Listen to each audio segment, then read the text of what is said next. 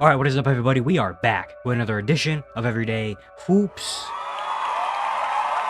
Hope you guys are having a good one. The Oklahoma City Thunder win Game 7, and they are officially crowned the 2025 NBA champions. We're going to talk all about it here in today's video. Thank you guys for the views on the videos and the shorts recently. I really appreciate it. If you do like the content around here, consider subscribing, liking, turn on notifications, do all stuff like that. I'd really appreciate it. It really helps out a lot. Link to my Twitter and all that stuff down in the description below. And yeah, don't want to spend more of your time. Let's get right into it. So the Thunder are officially your 2025 NBA champions. They've defeated Indiana in Game 7, and they are now holding up the trophy. I just watched the trophy ceremony. Really good. And the Thunder we all expected the Thunder to eventually be holding up the trophy. It took a lot more than what people expected. You know, it was a great series. Indiana battled, but OKC ends up winning. But we have to start and talk about the unfortunate kind of, I guess, dark cloud over this, this game and the celebration was the Tyrese Halliburton injury. He comes out the first 7 minutes, he hits three-pointers quick, and it was like, oh shoot, here comes Tyrese, here comes Hallie, who's been dealing with a calf injury the past few games, playing through it, won a game with it, and came out hot. And it was just like, oh man, like Halliburton's gonna have a game, isn't he? He's gearing up to one of those classic games that we've seen throughout the entire series. And then 7 minutes in, he tries to go one-on-one with Hartenstein or Holmgren, one of the two. I think it was Holmgren. Get to the basket, and he just falls, and you see the replay, and unfortunately, it looks like he's going to be a torn Achilles. And that was legit the most, like, I've been watching basketball for so long, for 10 plus years. I've been watching basketball for so many years, seen so many games, so many moments happen. That was the most genuinely, like, most heartbroken and saddest I've ever been watching basketball. Like, that legit, just like many of you probably, broke my heart to watch Hallie not just go down with the injury, but his reaction, slapping the floor, crying. Like, that was really hard to watch and really tough. And like, again, that's probably the saddest I've ever been watching an NBA basketball game. The saddest moment I've seen live with my own two eye, like watching, you know, like it was really hard. And I'm not even like, not even to like be dramatic or not even like trying to dramatize this. I legit felt like tears forming in my eyes. Like I didn't cry. I didn't like literally shed tears, but they were like, when you feel like emotional and something's gonna happen, like you feel like you get the feeling of maybe crying. Like it was that feeling. I'm not even lying. Like legit, I was sitting there like, oh my goodness, like kept just being like, oh, like it was heartbreaking, man. It was really, really heartbreaking to watch. He's had such a magical, this entire team, but specifically Hallie has had such a magical playoff run. Going from being called the most overrated player in the NBA to having his moments against the Bucks where he was dominating and hitting that game in Game 5, and then the series against the Cavs. I'm not even a Pacer fan, and I felt so bad. They beat the Cavs. I'm a Cavs fan. He broke my heart in Game 2 when he got the missed free throw and put the three and did the Sam Cassell nut celebration. Like that legit broke my heart. I said it in that video in that recap. That was the most heartbreaking loss I've ever maybe experienced as a Cavs fan. You know, like besides Game 1 of 2018 when J.R. Smith forgot the time, like that broke my heart. But to beat the number 1 seed Cavs, to go against the Knicks, have that Game 1 performance, have that Game 6 elimination game where it was awesome. He had another game in that series. We had like 30 and like 10, a triple double with no turnovers. Like the moments he had, even this year, Game 1, where he hits the game winner in an all-time classic. And has a big Game 3 in this series. Like he has done so much. He has turned into a star in this postseason and has captivated so many NBA fans that have turned from like to we love Tyrese Halliburton. And the things he did and brought this NBA Pacers team to Game 7 when many people thought this was going to be a 5. People thought maybe this series was going to be closer to being a sweep than it was to being a competitive 7-game series. I legit think most NBA fans thought that a sweep was more likely to happen than a Game 7. And he brought this team, even though he didn't play his best, he helped lead this team to a Game 7 against an OKC team that many people thought were going to be a 68, like one of the best teams we've seen in recent history, OKC type of team. And for it to unfortunately end the way that it did in such a heartbreaking fashion, just truly like breaks your heart. Like these athletes go out there and they put their entire bodies on the line, They put their bodies on the line. They put their health at risk to entertain us and to play basketball. So like injuries are a thing that happens, unfortunately. It's something we have to deal with. And for him to go out and give it his all and try and play for his guys and get injured in an injury that he probably shouldn't have even been playing with, because we've seen before with Kevin Durant in 2019 where he had a calf injury, missed a lot of time, tried to come back, they were down 3-1, and he tears his Achilles. Like such a tough injury to deal with. And for him to go out there and play, obviously, like that commands respect, and it just really sucks. That this unfortunate situation had to happen for it to end like this. So next time you talk about injuries, you talk about why is this player not playing, if he's not fully 100% healthy and all that stuff, it's like you don't realize how much these athletes put their bodies on the line. You know, like Halliburton, he's probably gonna have to miss an entire season of basketball just because he felt like he had to play through a calf injury in the NBA Finals, which I don't blame him for not playing. If anybody else in that situation, they probably still would play because it's like I'm in the NBA Finals. I might not ever get this opportunity again. I feel like I have to play. So I'm not saying he shouldn't have played at all or anything, but it just commend respect to him for being able to go out there and put his body on the line for us. And unfortunate it had to end in such a devastating way. And we're not going to see him again probably till 2027. It's really unfortunate, but prayers up to Tyrese and his family and everyone around him. Hope he comes back stronger and better than ever the next time we see him. He truly cannot take away the type of run and the playoff for the last 2 months that he's had. It's been ridiculous. To the actual game, Indiana battled. They had a lead going into halftime.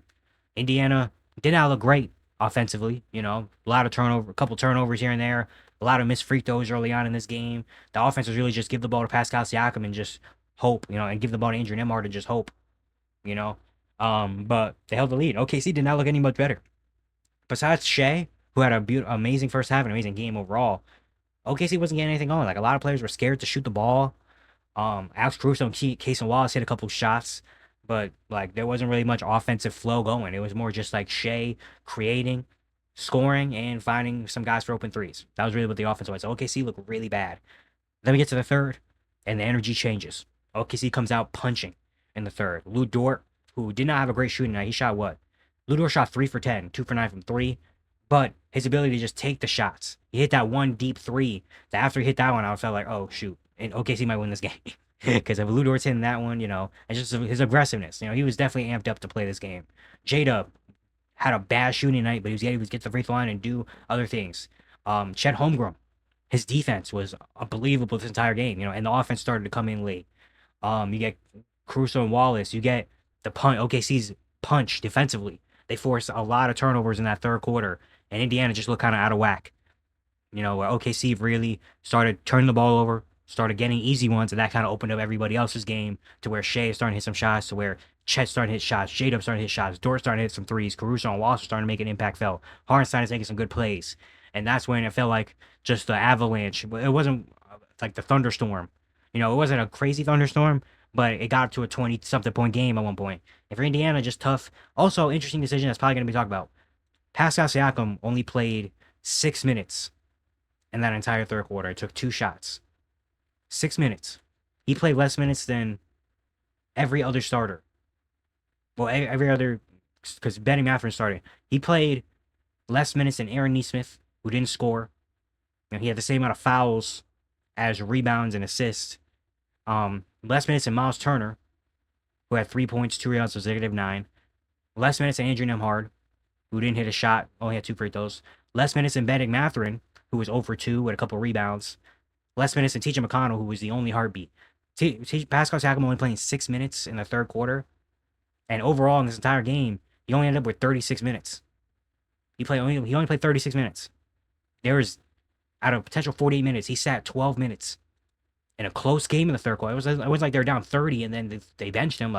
They were rolling down to a 6-point game and they took him out. And he didn't come back into the last minute when they were already down 11 or 12. It was just bad, not a great decision. And him only he only had 13 shot attempts. No, sorry. He had 13 shot attempts the entire game. Benedict Mathurin took more shots than him, which is not, I don't think is that acceptable. But he had 9 shot attempts going into the fourth quarter. 9. He had the same amount of shot attempts as Andrew Nemhard and like Benning Mathurin and TJ McConnell had more. Like it just wasn't just a questionable decision by them. Like you're in a game. This is the last game of the season. You're not resting for anything. There's no game tomorrow. There's no game on Tuesday. There's no game on Wednesday. There's not gonna be a game till October. This is it right here. You lose this game, it's over. If you win this game, it's over. Why you're not emptying the clip with your best players? When needs to like and the crazy thing is he played 36 minutes. He played the most minutes on the court. He played the most minutes for everybody. It's just crazy that he doesn't empty the clip. And Rick Carter doesn't do that. They try to make a run in the fourth quarter. Benning Mathurin started to just get to the rim and hope something worked, and it did a lot. He got to the free throw line a lot. TJ McConnell in that third quarter was absolutely incredible. He was the heartbeat of the Indiana Pacers. He's been the heartbeat of the Indiana Pacers this entire finals. He gives you 12 points. Something about third quarter TJ McConnell in the NBA Finals just goes crazy. You know, he was the heartbeat. And then the fourth quarter, Benning Mathurin scored 16 of the 23 points. And by then, OKC is kind of running away with this one. And they end up winning this game. Some of the statistics in this one. Points in the paint, OKC dominates 40-26. Points off turnovers, OKC 32, Indiana 10. When you win the points over turnover battle by plus 20, you're not gonna be able to win games.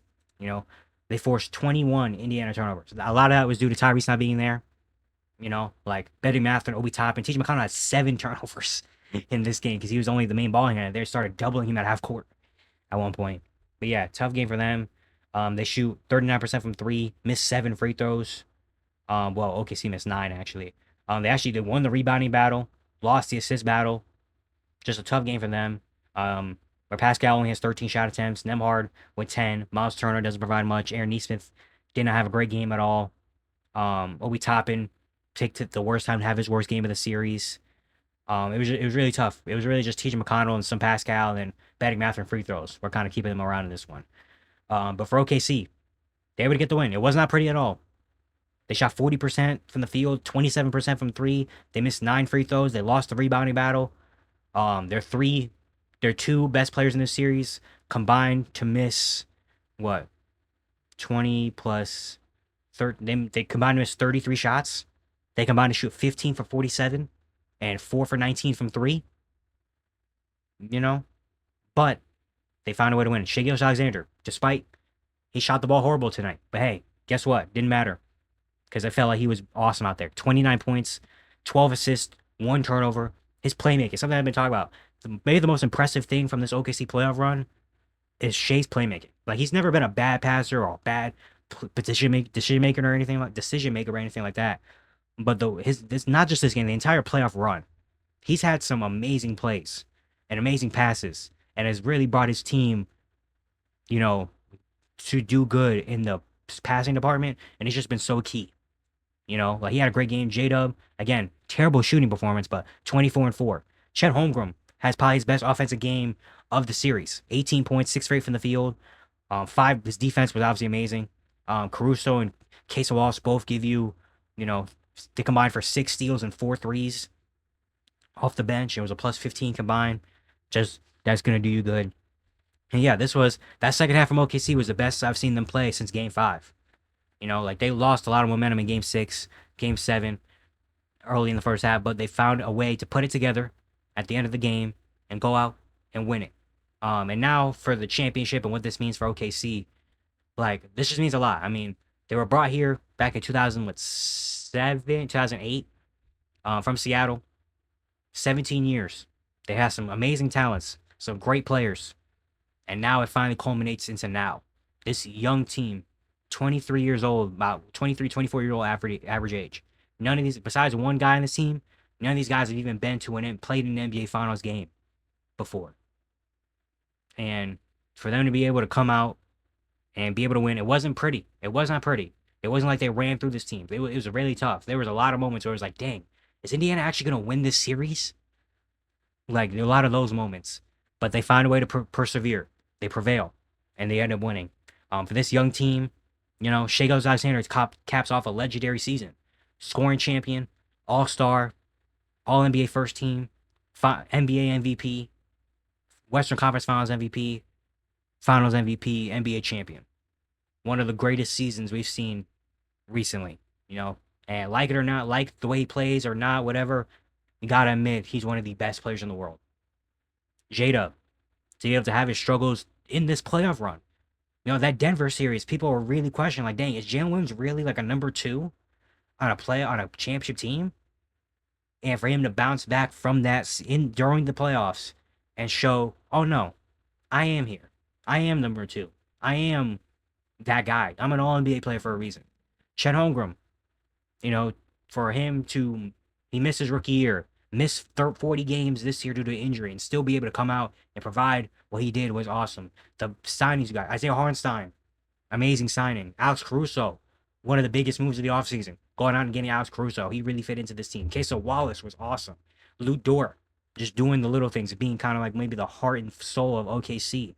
Guys like Aaron Wiggins, Isaiah Joe, who will probably be key players on other teams, didn't have to play that much, but those guys are amazing role players. The other Jalen Williams, Kenny Hustle, you know, like this is Mark Daigneault, Sam Presti, one of the probably Sam Presti is the best GM in the NBA. And for them to finally have it all culminate together to win 68 games, to go on and win this NBA championship, win 2 Game 7s during this run as well, was just like absolutely amazing. And the Thunder fans deserve it. The Thunder fans were some of the best crowds in the NBA over the last few years, even with the Kevin Durant, Russell Westbrook era. Those crowds were elite. You know, like the white outs, the blue shirts, they all wear the shirts. Like they really ride because OKC, what they have the Thunder. They have the Thunder. And they love them over there. And the Thunder will finally be able to award and win a championship. And the scariest thing, craziest thing about this is they're gonna get better. Like you could definitely, this was not OKC at their full height, their full peak yet. There's still a lot of things that need to be worked on with this team. There's still some offensive issues. There's still some shooting issues. There's still guys that J-Dub and Chet are still like not at their best right now.